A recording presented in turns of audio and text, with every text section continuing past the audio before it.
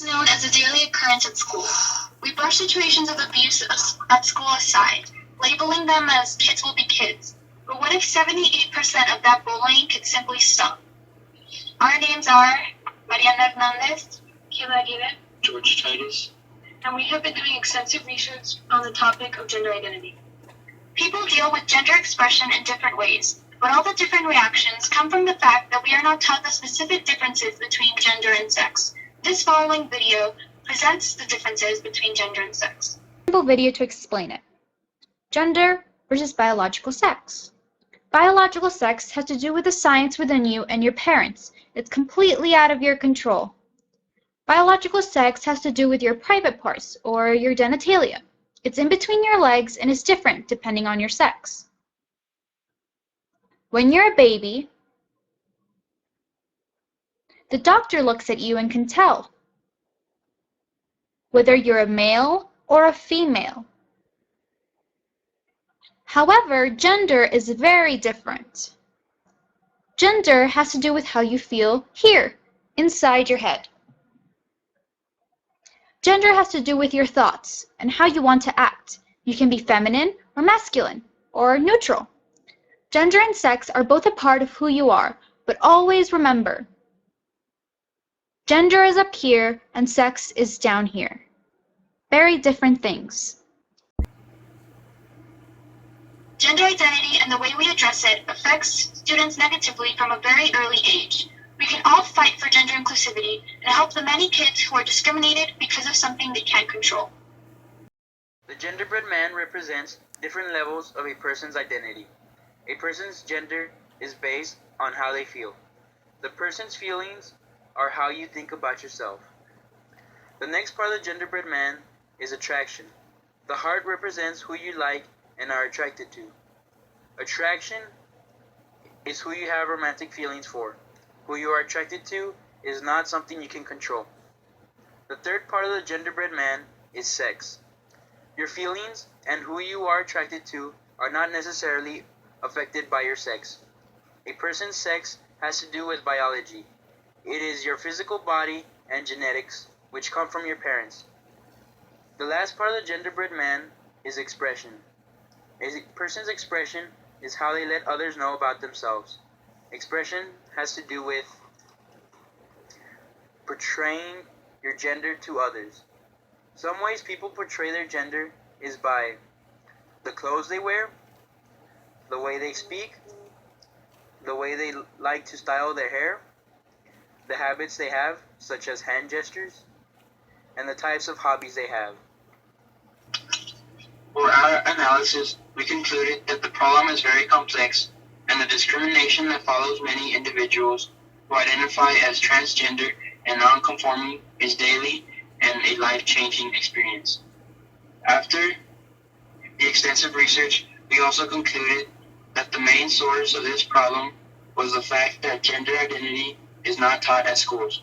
However, when gender identity is introduced to students, it is often on the basis of stereotypes and generalized ideas of how a girl and boy should act.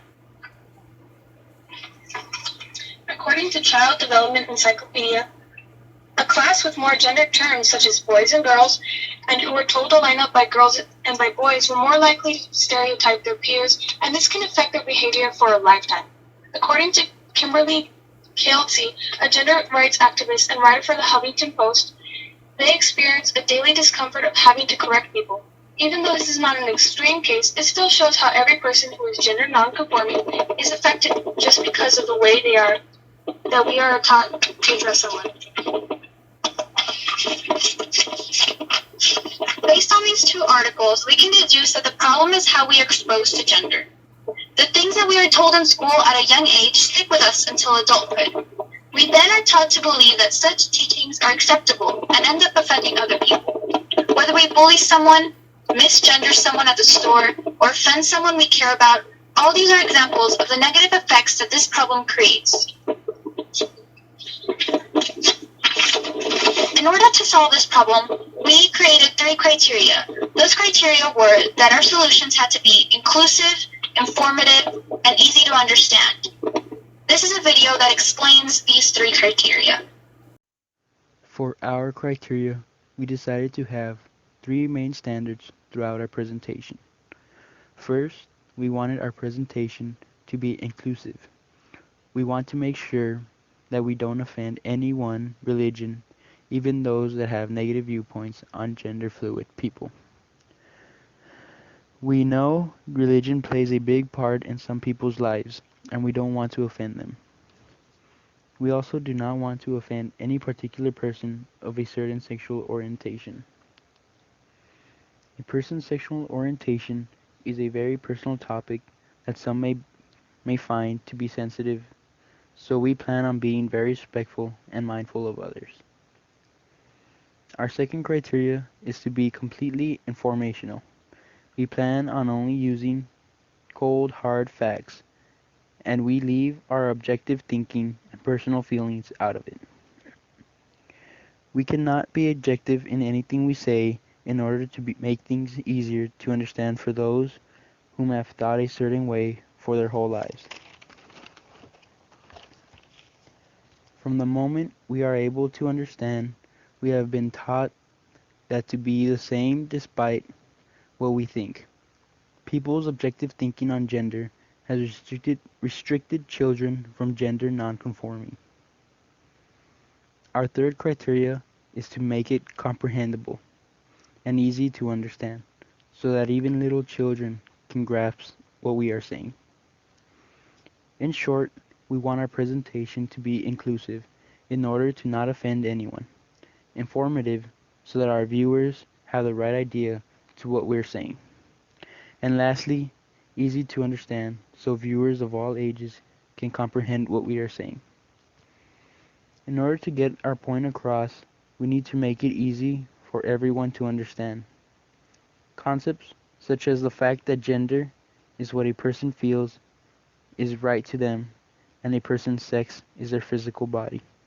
In order to do this, our solution has to be inclusive, informative, and easy to understand. We also created a video to explain our different potential solutions. Potential solutions. Number 1. Simple inclusion of topics like biological sex, gender, sexual orientation, and thorough diagrams and videos. Number 2. Lesson plans on gender fluidity, biological sex, science-based behind topics like sexual orientation and gender versus sex. However, there should be increasing complexity as the child gets older. Number 3. Trainings on gender identity for students, teachers, and parents. Inclusivity is a very important criteria that we need because of the conflict that arises between gender nonconformity and religion. We have to keep in mind the majority of the United States who is of Christian faith. Christianity bases their rejection of people who identify as transgender and nonconforming on the Bible. Many other religions also make campaigns which argue against the rights and protections of gender nonconforming individuals. Another very important criteria is that it is informative. There can't be any objective information because of the fact that many people have conflicts with the idea of gender.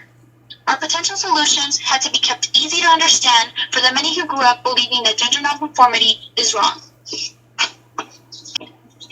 We have decided that extensive lesson plans on gender fluidity, biological sex, and the science of sexual orientation throughout the grades with increasing complexity as a child gets older was the best idea. This was because, according to the GLCEN Model District Policy on Transgender and Gender Nonconforming Students, a good policy for such students would include gender-inclusive language and gender-inclusive dress code, as well as the many other things that we base our decision on, such as lesson plans on gender fluidity and biological sex. Also, according to Thomas Aberle, principal of State Public Elementary School, making his school's policies more gender-inclusive decreased the amount of verbal harassment and physical harassment that occurred at his elementary school. According to both of these sources, students are more than capable of understanding ideas such as gender.